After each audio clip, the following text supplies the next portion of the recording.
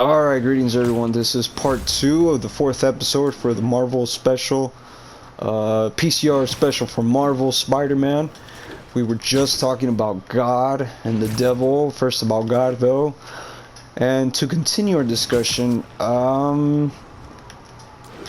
yeah, we were saying that the word God itself, Christ, no, just God, carries a lot of historical weight and philosophical as well, maybe even moral, because everyone has a different idea about God, and it's the single word that has troubled our whole species since the beginning of time. And what is God really? Let me put it this way. Let me make it simple, or try to make it simple enough. God is everything you don't understand, whether it be good or bad, doesn't matter. Given that we kind of already fixed, given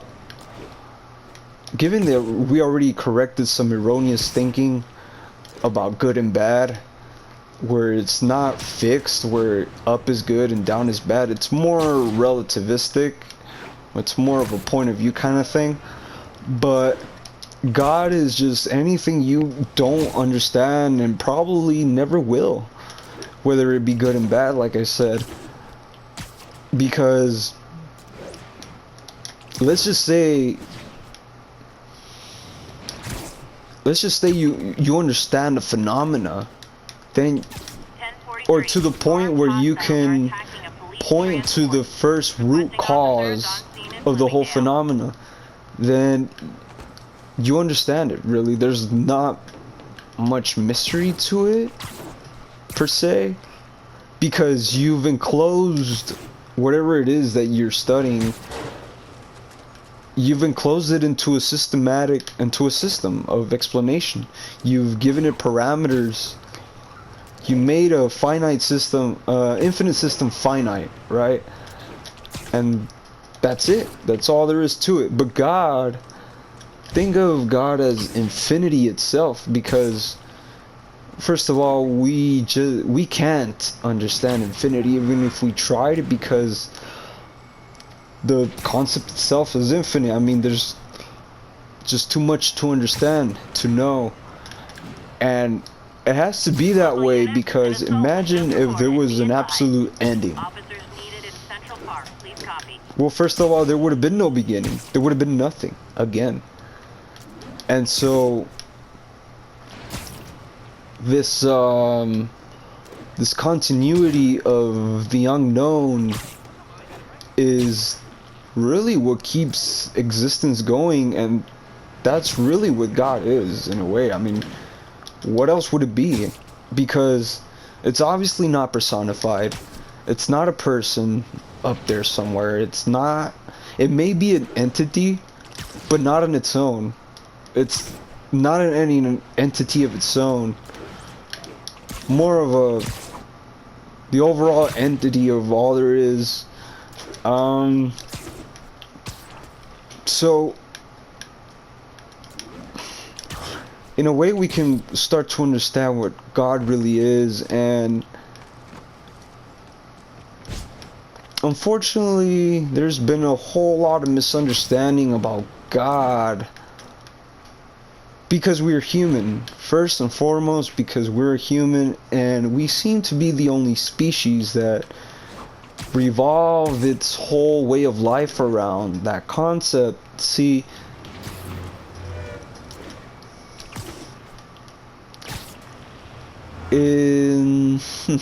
let's see, where are we? Let's go into the park real quick. Okay, where were we?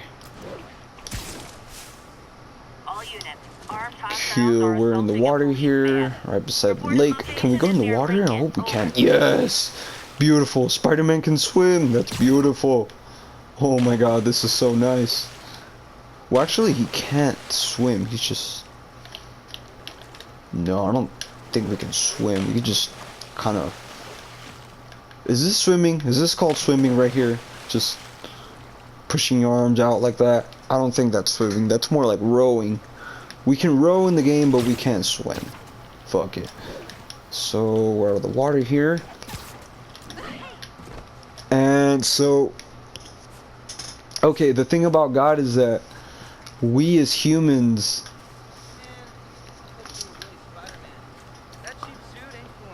okay, well, there's just so many pathways of discussion we can go into about God, but I'm trying to stick to this whole superhero theme. Okay, give me a second.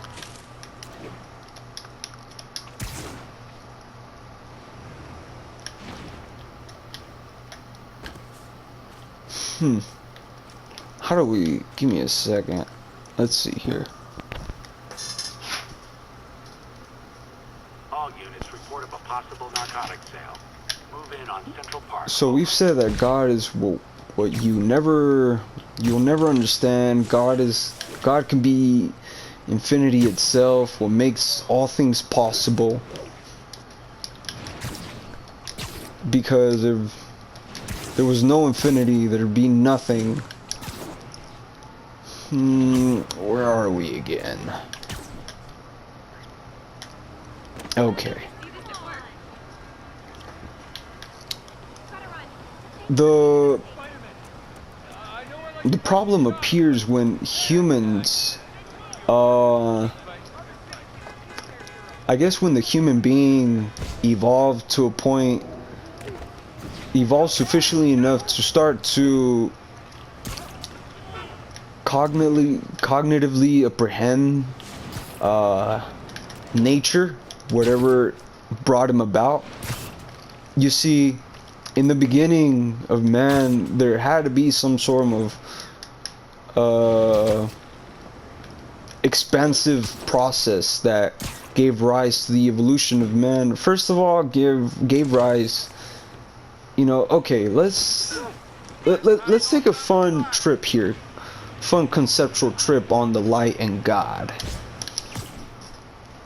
Let's just say there was nothing, there was just the void of space, and out of nowhere there was light, right?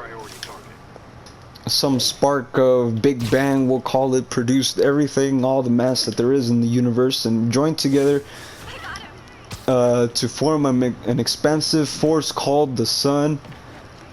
And it expands, but at the same time it contracts.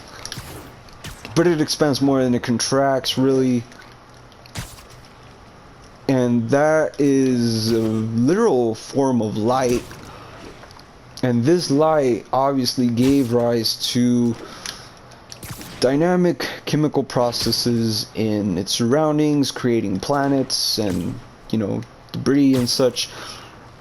More specifically, creating the Earth, okay? And again, this grand light paved the way to photosynthesis and, again, more chemical reactions here on Earth that gave rise to oxygen and, you know, rise to oxygen, water, and weather and natural processes that has shaped the land of the Earth. And in doing so, the light itself, again, created a habitable ecosystem for a germ to arise, right? Because with the light, the correct processes were able to take place, and plants were able to grow. You know, also the light was able to heat up the planet and create the suitable environment for other stuff to emerge. Again, this is all coming from the light, just light itself. And so at some point, this whole environment becomes suitable for the first ever germ to arise, really. From all these chemical processes that came from, that basically got activated with light.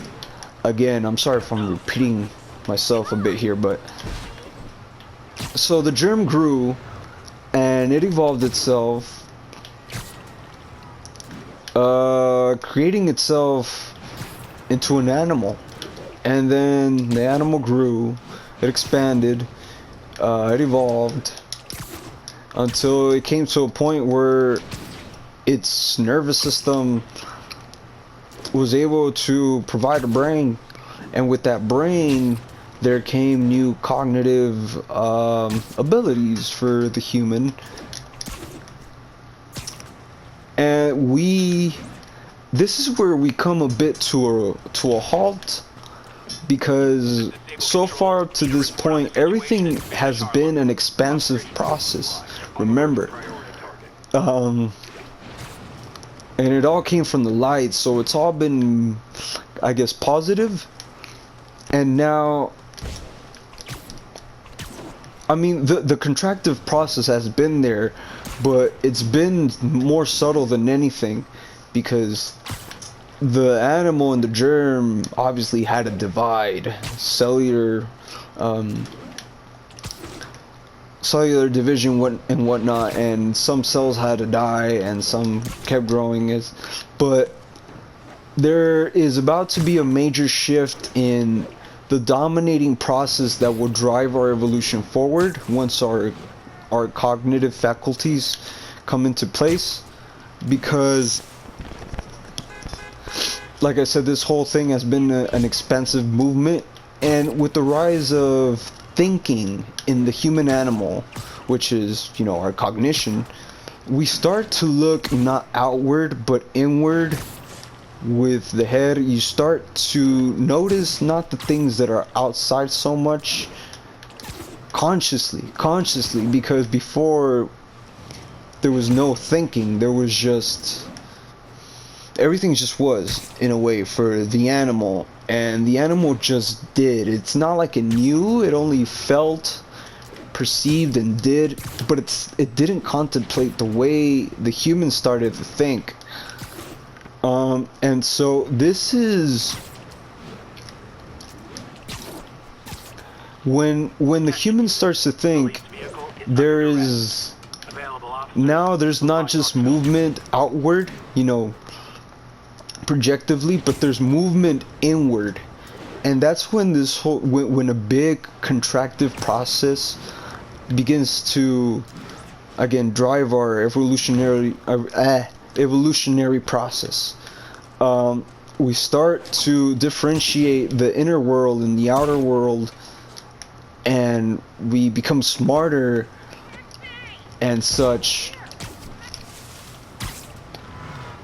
And since we can't see inside ourselves, we can only see outside of ourselves. That's a whole wonder of itself. Brings you back to a sense of nothing inside. Oh, a sense of wonder, because everything seems to be outside and nothing inside. But then again, this is a very early point in time regarding human contemplation. But let's see, where are we? Okay, let me refresh my mind a bit. Whew. So, where are we? Talked about polarity already. Direction of energy, God.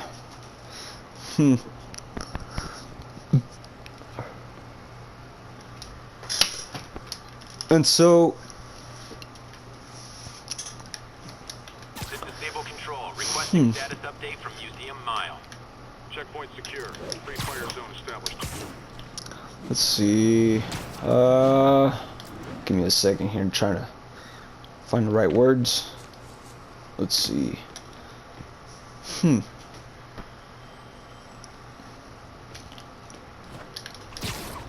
Jump from building to building. Maybe that'll help. Probably not. Okay. It's kind of tiring. It's crazy. I mean, I could imagine being a professor at a college, doing this every day. It's crazy. So, once the human starts thinking, it all becomes an inward process. And from that point on, humanity's evolution becomes focused in the inward processes, not so much the outer, because it would make sense that at the point where the cognitive, where the mind starts to appear, the cognitive mind starts to appear, I'm pretty sure at that point the body, or the outside body, has enough resources to stay alive and maintain itself, at least to be able to do thinking, right? And so the changes don't come so much in the outside anymore, but in the inside. And so 1043. Police vehicles under armed assault. Please proceed to Spanish Harlem. Over. okay. At that point, just our whole intelligence starts to grow radically, and I guess the whole objective of that process is to integrate the inner system, or the inner reality that's going on with, or to integrate the inner and outer reality for the human. And as it does, the human starts to realize that the outer environment, the outer physicality, starts to affect the inner physicality, and vice versa. And it's more of a, it's kind of like a self-realization type of thing, where you get, you know, I guess more intelligent, right? And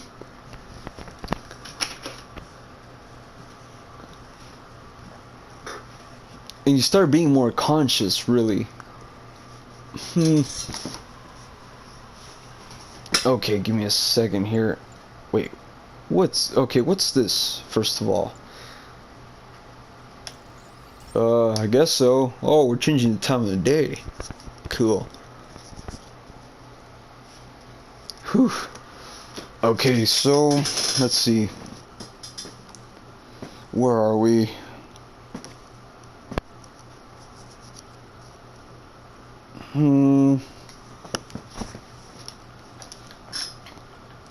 Okay, so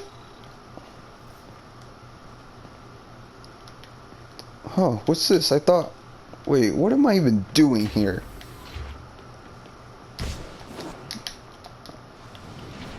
Oh, I see. Okay, so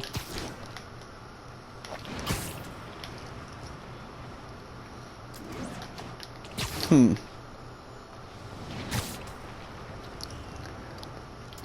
me a second. So once the human is able to perceive consciously the outside and the inside, his outsides and his insides, then he can start to attribute outer phenomena with inner phenomena, and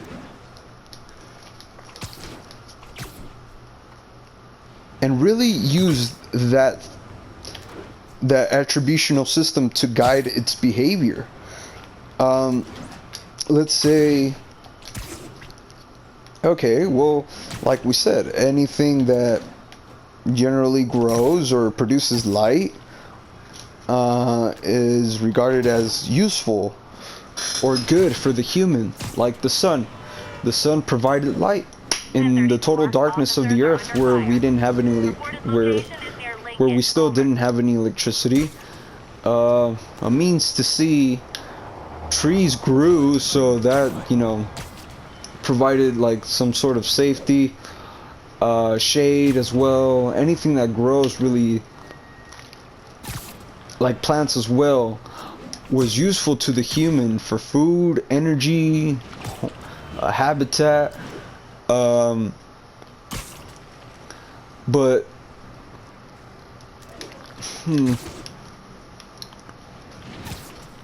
and the things that reduce themselves, like the night, where the sun came down and all that, and there was darkness, and what else? The cold, maybe extreme weathers too. but more so the cold and just decay, rot, aging, and the just food going bad. You know, those general contractive forces were basically attributed as bad for the human because they were a detriment to his survival. And those were basic external attributions of good and bad based on the light and dark, based on physical light and darkness. But once the human starts to understand his inner workings, then it all gets more complex because he no longer, I guess he understands that, you know, come the night means it's time to rest. So he may no longer see it as danger, although it still may very well be there, but more of a, he is able to differentiate internal states based off a single external stimuli. You know what I mean? And that's where this whole process gets complicated, and attributions of good and bad become elaborated a lot more. Like, let's say, you know, like hunting for animals, you know, yeah, it's bad to kill animals and whatnot because then you have less food. But then, how are you gonna, you know, okay, give me a second.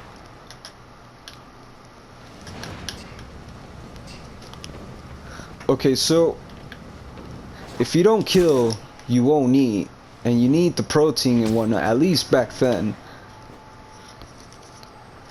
But if you kill too much, you also ran out, so it's like killing itself, you know, at least back then, it's not like it was bad, but it was more necessary. Give me a second. I'm not sure if I'm starting to lose track here. Give me a second. Give me a second real quick. Okay, we're back. So, it all comes down to... Can't leave this place Oh operating. shit, I'm finally. trying to close it down stealthily so no one gets hurt. Let's kick some ass real quick then, fuck it. Guys, this is really starting to verge on stalking. Oh fuck. Come on, if you niggas are gonna shoot, shoot already. Cool. Oh fuck, I spoke too soon. Should've kept my mouth shut. Whoa! Nice, that was a close one. Fuck, fire in the motherfucking hole. Cool. Cool. Out you go. Oh! Nope. You're not gonna finish me that easy. Boom, takedown. You too. And fuck you. Fuck you and your stick, bro. Your own homie shot you. Look at that. You have no friends. Oh fuck, okay. I'll get you to the ground, boy. Don't you fucking dare say that shit to me again. I hope this will teach Sable to focus on actual criminals instead of Nice. me. Yeah, too much. That was pretty cool. Yep. Definitely. So, let's see here. So anything really that helps the human survive or prolongs its life, makes it healthier, whatever, makes a positive impact, the human regards as good or coming from God, okay? Usually. And whatever harms him, halts him, stops him, holds him back, or causes whatever harms him, or causes his death, or causes harm, basically anything negative, he regards as bad, or, you know, and if it's consciously, see, when it comes to evil, evil has a more of a social basis to it, because let's just say there was only one human or one animal of a species alive, which is kind of impossible, but let's just say there was one animal to rule the earth, one single animal. Who is he gonna harm other than himself? And well,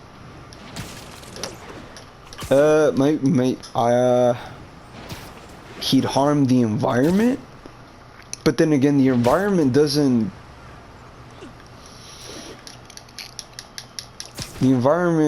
set up moral constructs as the human does with his limited understanding, because this is where I was trying to get at. A moral construct serves for the human to as a guide more than anything, a guide of behavior, because in the wild where animals don't know, they're not conscious of all this stuff, they don't have that conscious ego filter, they don't know that they're killing, they're just feeding themselves really. And there's a bunch more to reality than the simple or the mere concerns of a human with his own behavior, right? There's just a lot more going on in the universe than what one chooses to do in his waking life. But then again, there's, okay, we'll get to some of that in a bit. But okay, I'm just swinging around the fucking park here like idiots. Let's join the people here. So back to good and bad. Anything that helped the human survive was good, and anything that didn't was bad, or anything that was detriment to survival was bad. But evil has a more social basis. Okay, so that's where we were at. See, if he harms himself, would that be evil? Imagine you're the only human on the earth and you harm yourself. Would that be evil? I mean, now that I think about it, it might be, because, well, maybe not so much. I mean, I understand that everything has its beginning and its end, and let's just say the human brings himself to an end with self-harm and all that. It may be evil because maybe he could have contributed something to the planet or to whatever environment he was in, but the environment is still going to be greater. It's still going to be there. It's just whatever was before the human is still going to be there and greater than the human. So the human was just a beginning and an end in a greater cycle of beginnings and ends. And that's why, good and bad, good and evil more precisely, is more of a perceptual relativistic construct of the human. But it's the very same thing that has allowed the human to choose, the freedom of choice to do whatever the fuck he wants, really. I mean, because no other animal has evolved at least to the point to differentiate consciously internal states and act on those, those differentiations. It's like an animal will not choose to ride out sadness or ride out hunger. He's gonna look for food if he's fucking hungry, because that's all he knows. Whereas a human, he knows that maybe the internal stimuli of hunger did not arise from the environment itself, but from more of his own inner system. But I mean, at the same time, it could have been something in the environment, like maybe someone showed you a hot dog and you want to eat it, Those Sable guys are way too but you rough. can choose Maybe I to should not step eat in. it because it's a detriment to your health. It's not healthy. Hot dogs are just not healthy, and you can choose not to act on that. Where an animal, he doesn't know that shit's unhealthy. He just knows he's hungry. He needs to fucking eat. Excuse me, pardon me. So, where are we again? I think we... Okay. So we kind of touched up on what good and evil really is, and... Keep up the good work, man. Is it really him? Okay, before we get back to what a hero kind of is, that's where it gets interesting, I guess. Back to God. God is just the both sides of the coin, yo. Okay, the devil. Let's talk about the devil himself. Evil. So, good and evil, I get, like I said, is another duality. It's just two sides of the same coin. Evil could be, good is the positive and evil is the negative. Let's just say, let's define evil as the conscious,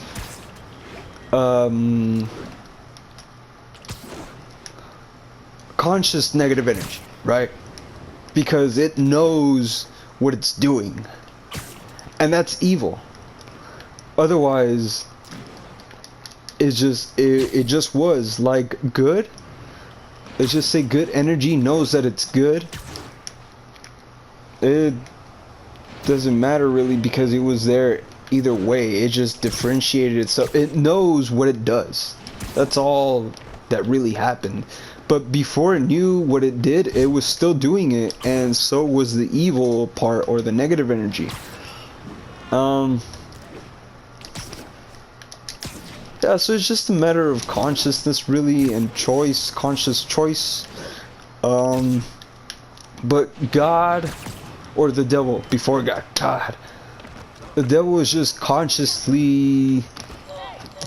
negative energy. So conscious harm maybe has to do with the conscious degradation of things, really. Perversion, decay, death. Oh, one big thing. When the human became aware of its death, because, like we said before, the human wasn't aware of everything. It just was. But when it became aware that it died, that he terminated, that he was no longer, that he could no longer think, maybe, or live, that's when the big choice on what to do with life came about. And you know, you have, like I said, back to the dualistic nature of existence. You can either, you know, I guess, well, either way you have to, I don't want to say accept the fact, but you can either, you know, do something about it or not, because you're gonna die either way. I mean, the process goes on, life goes on, and that's really, you know, where this whole transcendental phenomena comes in, where if I'm gonna die either way, what matters what I do? What does it matter what I do in my waking life? But then again, I mean, it matters everything, because you're gonna die, and after that you're not gonna be, for sure, you can't choose. So it's like a little privilege. It's like a little, I don't know, it's fun. It's like a little miracle of life. And that's where the whole complex battle of God and the devil come in, where religion starts to rise, and that all of that in itself, again, is a whole experience that has been tried to be represented in popular cultures and settings and across humans and shit. Again, all to drive our overall evolution and see where we can head. So there we come to a fair bit, bit of a fair understanding on good and evil, based on a natural perspective. And so now that gives us grounds to talk about The hero, finally. Oh, yes. Okay, give me a second here. We're in a little bit of trouble. Let's get out of trouble real quick. Cool. So, is that nigga chasing me? He fucking is. Oh, you're gonna fucking get it, bro. Come here. Come down to the fucking ground. Fuck you up real quick. Oh, what the? You talking shit? Fuck no. Oh, hell no. Oh, you think this? Oh, you think you're slick? Oh, that's it for you, buddy. Fuck you. Fuck you. No. Alright, everyone. Step the fuck back. This shit's gonna get fucking nasty. Come here, nigga. Come here. That's right. Oh, not so tough now, huh? Not with your little fucking... Not without your little jetpack. Oh, I think he's dead. Oh, true. I think we should just fucking dip, I guess. Fuck it. Let's get out of here. Sorry, everyone. I had to kill that guy, but it's all good. Okay, so now we can talk about the hero. So, let's see. Where are we?